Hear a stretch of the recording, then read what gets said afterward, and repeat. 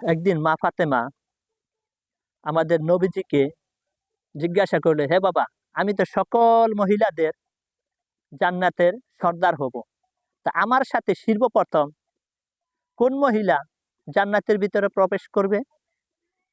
রাসূল পাক সাল্লাল্লাহু আলাইহি সাল্লাম মা ফাতেমাকে বলল, তোমার সাথে জান্নাতের ভিতরে প্রবেশ করবে একটা কাঠুরিয়ার বউ। মা ফাতেমা বলল, এত এত মানুষ থাকতে কাঠুরিয়ার বউ আমার সাথে জান্নাতে যাবে? কহ, কত ওই কাঠুরিয়া মেয়ের সাথে আমি দেখা করতে চাই। কাঠুরিয়ার পরে দরজায় লক করলো কাঠুরিয়া বাড়িতে গিয়ে। কাঠুরিয়া বউ বলল, কে তুমি?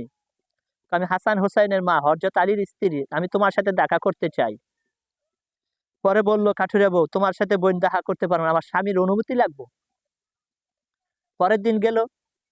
পরের দিন যাওয়ার পরে দরজা লক করলো, বাচ্চা পোলানের কান্না। কয়, আপু, কাঠা তোমার সাথে ছোট বাচ্চা পোলানের কথা শোনা যায়।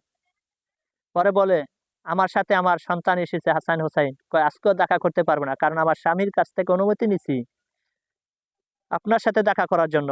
আপনার বাচ্চা যাইছে, এই অনুমতি নিয়ে আসি নাই। পরের দিন আসেন। পরের দিন আবার গেল।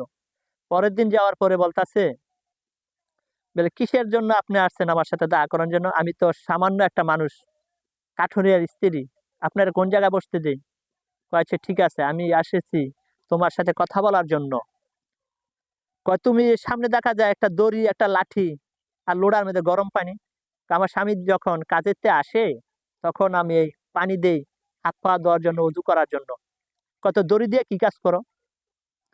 দড়ি রাখছি, আমি যদি কোনো ভুল করি, অন্যায় করে থাকি, আমার স্বামী দড়ি বেঁধে আমাকে যেমন শাসন করতে পারে।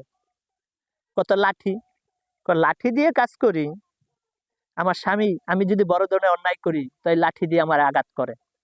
আমার স্বামী যেমন লাঠি বিচারে না আনতে হয়। কয়, মা ফাতেমায় কয়, তোমার সাথে কথা বলে আমার ভালো লাগলো, আর তোমার সাথে দেখা করতে আসছি একটাই কাজ, সর্বপ্রথম জান্নাতে গেলে তুমি আমার সাথে যাবে। তাই তোমার আমল আমি দেখলাম, তুমি কি এমন জিনিস করো যা তুমি আমার সাথে জান্নাতে যাবে? কাঠুরিয়া বউ বলল, আমি একটা সাধারণ মানুষ, আমার কোনো আমল নাই।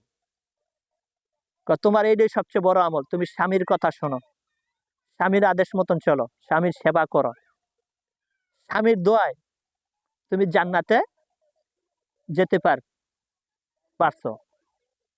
স্বামীর পায়ের নিচে স্ত্রী বেহেশত, এই কথাটা আজ তোমার আমলে